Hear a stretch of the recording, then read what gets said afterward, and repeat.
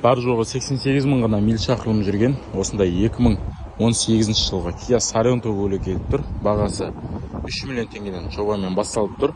Power женесі мұнау алдыңғы жақта болған екен, қараңыздар. Передний бампер решетканы комплект ауыстырып, алдын рестайл қылып жинайсыздар. Крыло өзіне келеді, фара аламыз, капотты ауыстырасыздар. Швейлер лонжеронға тимеген, сау машинаның пробеги де аз, жағдай жақсы екен.